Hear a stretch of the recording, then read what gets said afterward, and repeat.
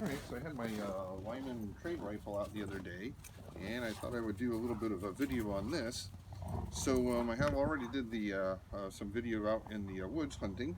So whenever I get done with that, we'll come back and discuss a few of the features of the trade rifle.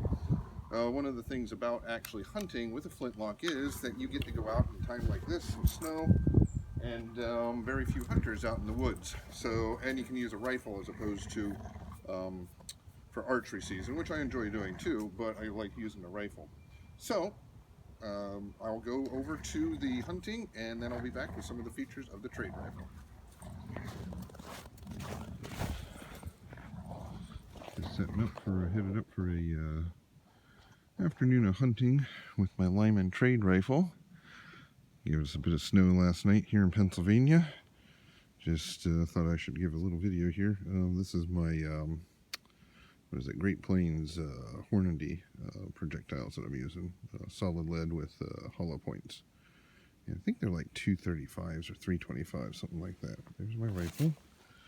And like I said, I'm just getting around here, just starting to load it up, just put my powder in, and thought I'd give you a look at it out in the field.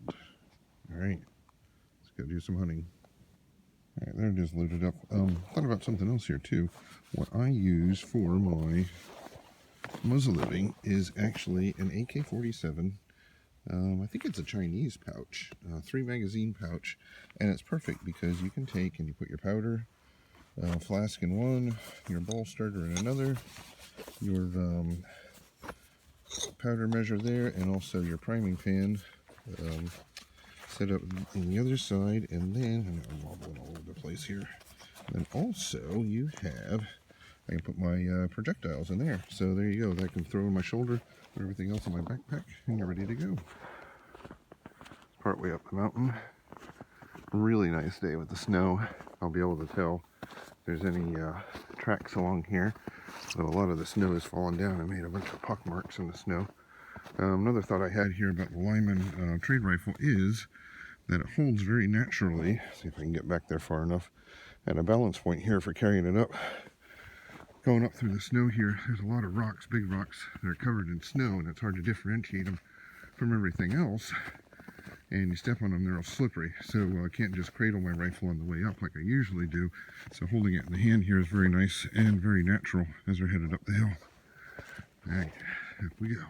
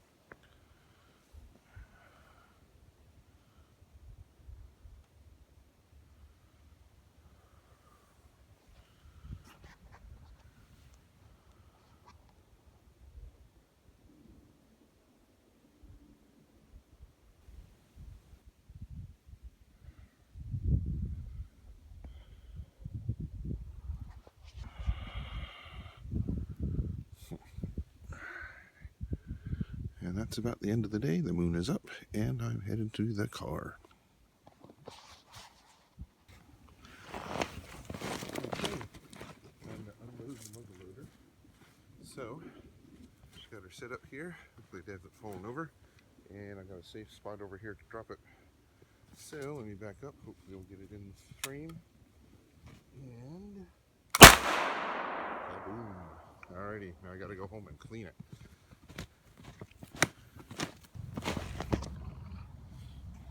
Well, hopefully I didn't bore you too much with the hunting. I know hunting, there's a lot of times there's not much happening. But, you know, you get the idea why I go out in the woods, you know, see the scenery and everything there. So anyways, about the trade rifle, bought this a number of years ago. Actually got it at Walmart, of all places. Actually, I say that a lot of Walmarts carry rifles and everything now, but most of mine around here near Lancaster, PA, do not carry them. So I got this in 50 caliber, and I got the trade rifle on purpose because I like the single trigger. Now, a lot of people, myself included, I do like set triggers. I have them on a Mauser and things like that in my Mannlicher Schoner. But for this one here, I actually do better releasing with the single trigger rather than set trigger. I like a heavier trigger so that I know when it's going off. And of course it is a Flintlock. You see here it's unloaded.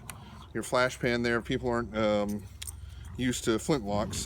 You know, you have the flint here, you have the striker, you have the pan, you put in the 4F powder in here, 2F powder in here, and you muzzle load it, of course, your projectile down from the front.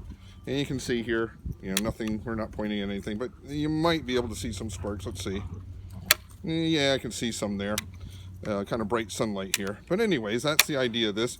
They are more difficult to shoot just because your flash pan, now if you have the right amount of powder in it, it will go very quickly. It's more like a cha-boom kind of thing. But it is a slight delay, so you do have to have the ability not to flinch, because it will actually do a lot more results from flinching it. So anyways, now this rifle, I think they go for right around $400 now. I got mine for just a little over $200, probably about 10 years ago. Shot probably hundreds of projectiles through it, and I'd say it still functions as good as day one, except for the frizzen. I did take and replace that, and I'm going to re-case harden the old one. So give you a close-up look here once. This rifle is a trade rifle, and it actually has a different twist rate on it than like the Lyman plains rifle.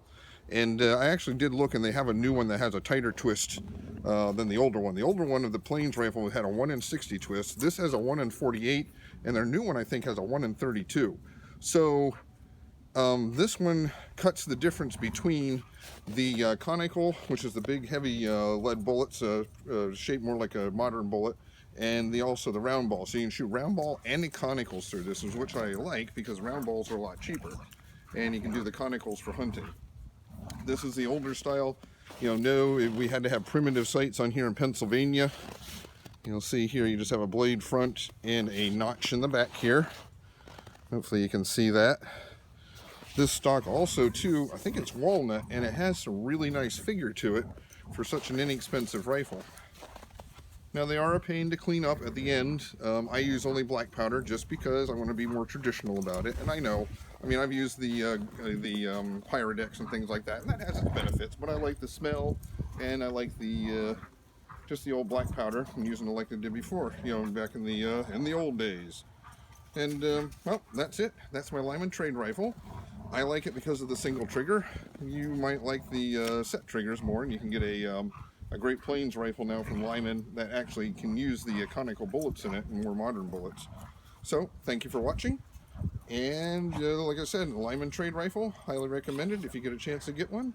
And you can get them also in cap and ball as well, so you don't have to have a Flintlock. They have exactly the same rifle using a cap and ball. You don't have to use Flintlock. All right, thank you for watching, and out.